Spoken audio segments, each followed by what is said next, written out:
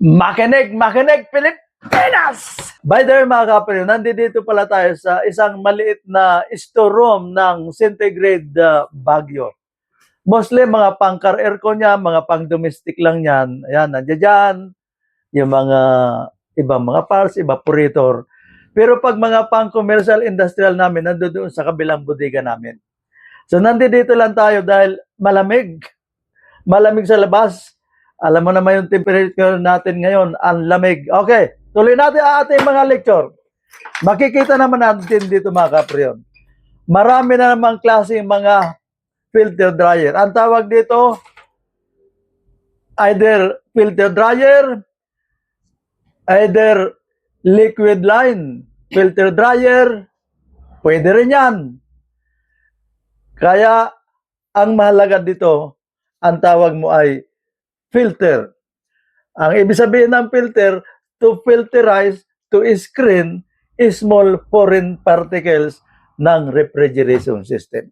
Ang tanong ngayon mga kapriyon, sa dami ng filter na ito, pwede ba lahat yan sa refrigerator? Sa mga maliliit na mga refrigerator, mga freezer, pwede ba yan? Ito mga kapriyon, usually, sa mga refrigerator, freezer, ito yan. Ayan. Pwede rin ito, mga kapriyon. Ayan. Pero pag ito naman, parang common sense naman, kapriyon. Common sense naman. Ang liit-liit ng freezer natin, refrigerator, titirahin mo ng ganyan. Pero pwede yan. Kaya lang, yung presentation ba, pag nakita na ang gumagawa, sino ko yung gumawa nito? Isang maliit na refrigerator, yung filter dryer, ganito.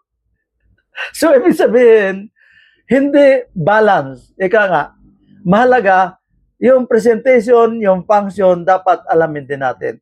Pero ulitin natin, pwede yan. Pero ang tanong, hindi magandang tingnan. Okay. Ito naman ba?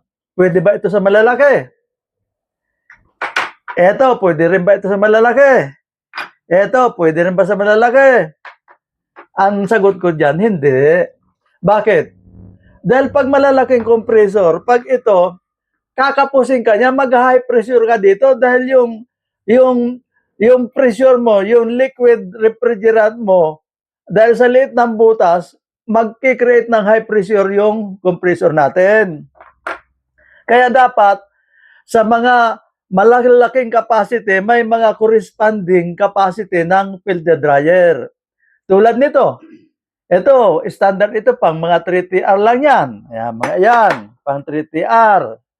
So, pag ginamit mo ito sa mga 5TR, 7.5 tons, hindi rin pwede, kakapusin eh. Maaaring pwede. Pero, may konting restriction ang refrigeration system natin.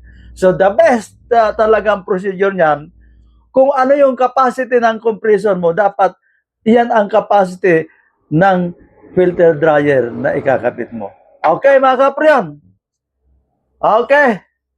Bye-bye once again and salamat.